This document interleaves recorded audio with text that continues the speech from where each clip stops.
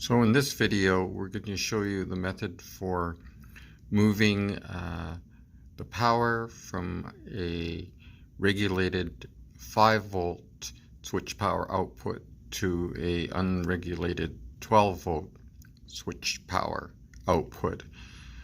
On the Wman500, the switch power output for 5 volts is located on connector EJ10. In this case, we're going to switch it to the J9 connector, which is this one over here. And on this system here, there are two wires out here, a red one and a purple one. The red one, for example, is a sensor, such as a G3 sensor, which was a 5 volt, and we've switched it for a new sensor that uses 12 volts. So we need to move that red wire over to the J9 connector. The purple wire in this system is part of the water intrusion sensor.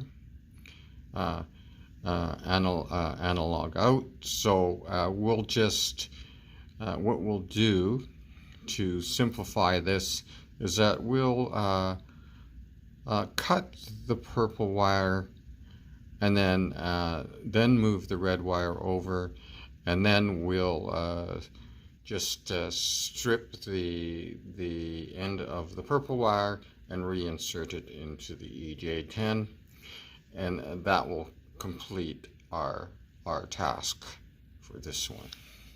For tools, you will need a slotted screwdriver, a small slotted screwdriver, some wire cutters, and some wire strippers over here. So let's first of all, let's remove the connector from EJ10. And the way you do that is that you take the slotted driver, insert it into this slot right up above here. I can get it in there.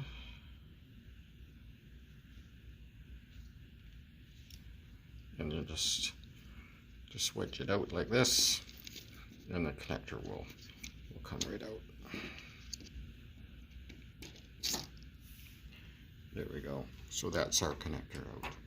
So now we can work with this connector here, free from the electronics. So the connectors that we use on the Wman500 look like this. If you rotate them around, you can see that they're slotted here. And the way you control, you manage the wires is that this slotted screwdriver will control the size opening in the for the wire connection. So rotating it clockwise closes it, and anti-clockwise opens it like this. So in this case, we just want to remove this one here. So we'll just remove this to rotate it, and then it should pull out fairly easily once you do that. So once you've done that, now what we want to do is just remove the purple wire, because we're going to move the red wire over to the other one. And then what we'll do as a measure here, so that just cuts that wire there. And then this wire here, we will just take our wire strippers and we'll just strip it back about a ½ inch or so. like that. Like that. We'll reinsert it back into our connector here, and then we will tighten it down again. Be careful when you do this to make sure that you're actually pinching down on the wires and not on the plastic coating. So just be aware of that. So there, that part of our task is done, and then we can now take that back and insert it back into our EJ 810.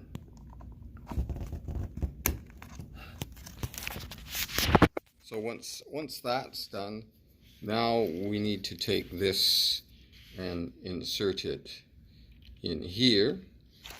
So what we need to do is that connector is probably closed off, so we'll need to open that up, and then we just rotate that anti-clockwise until it's satisfactorily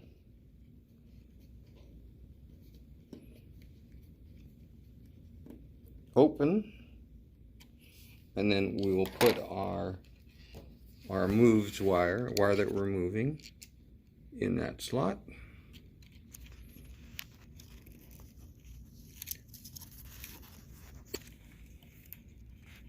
Like that. And then we'll just tighten it down.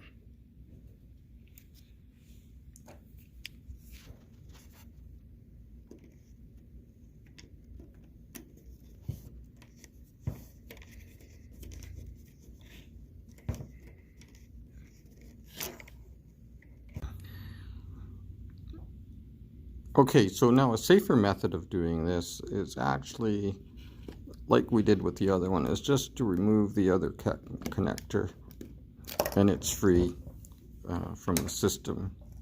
So now we can see what's going on with the connector inside here. Then we can take the connector and put it in that slot, and then tighten it down like this, and then when you're sure everything is snug, then you can put it back in the system like this.